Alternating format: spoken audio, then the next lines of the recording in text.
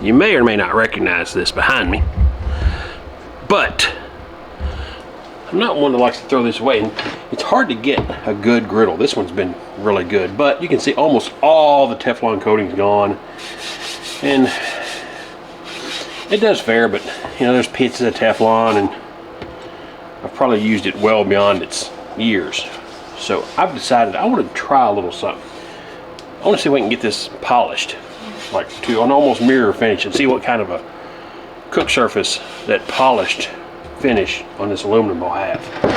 Get this thing stripped down and clean, and hey, worst that happens is I completely ruin it, throw it away and have to buy another one, because I've been to that point for years and it just won't give up. So.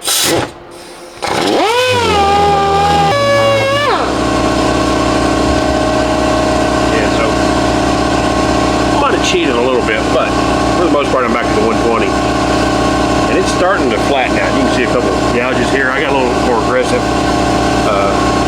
Big thing is, if I can get this center section, that'll give me that proof of concept of where I ever wanted to get one of these and kind of think like that. Of course, we got the compressor rolling. All right.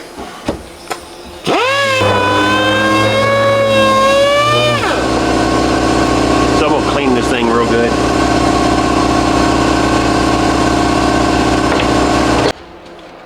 So knock it down with some 80 grit, give it a little more uniform. There's a few spots here.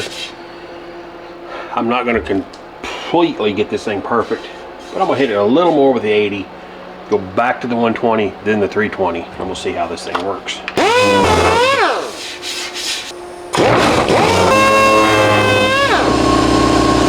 Rubbed it down up to 320. I took some Scotch-Brite with a little bit of Goo Gone just to kind of lubricate it, and went over this thing again. We get the buffer and see if that'll put a sheen on it. Yeah, it's not quite to that point, but pretty close.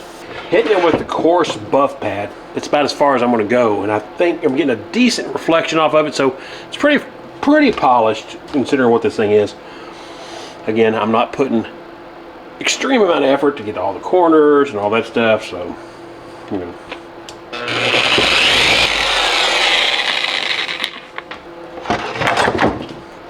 So yeah, you're getting a good reflection in it. Not as good as possibly you could, but I mean, you know, you can see the ring light behind you and all that good stuff.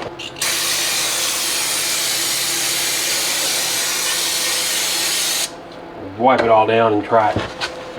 Yeah, that's pretty good. I mean, but one more buff with this ultimate compound, then we'll see.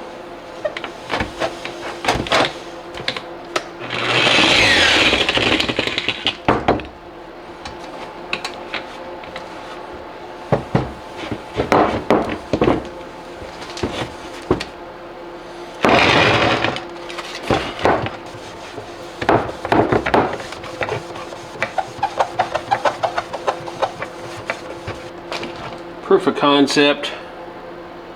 I can read my shirt in it, which you can buy on Bonfire. Not bad, and I think that will do what I want. So I want to go inside, wash this thing really good, see what it looks like with some heat on it. Maybe we'll cook something on it. So I've got it plugged in, heating up now. We'll see. I'm going to see if we need to kind of seasoning, maybe put a little something, see if the coloration. Being aluminum, it should keep the color even with the season, so put something on it just to kind of see if it sticks. But we're going to heat it up to 400. It's all up to temp now. Again, aluminum, so it's not going to change colors. That's why you're always careful with aluminum, man. You will burn yourself up. Drop that lard on this thing, and we'll rub it around and kind of.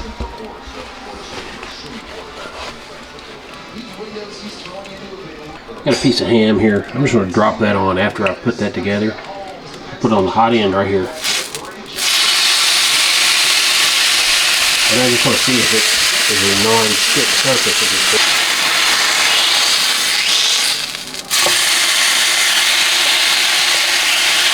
that over one more time. Oh, yeah, it's just a little sticky. One more, just to kind of, but again, you can see all this brown. Let's see how hard it is to clean that up.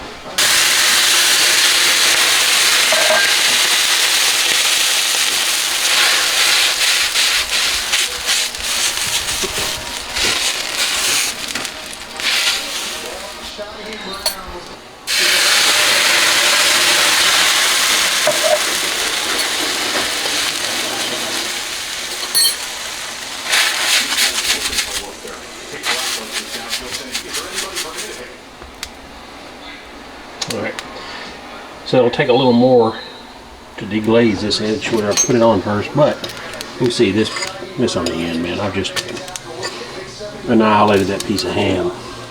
I'm sure somebody's interested in seeing how that worked, and I think honestly it works pretty well.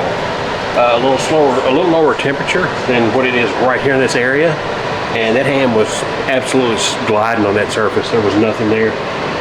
I heat this thing up and throw a little oil or lard or butter or whatever to kind of get that lubricity going on it, and then it becomes really non-stick.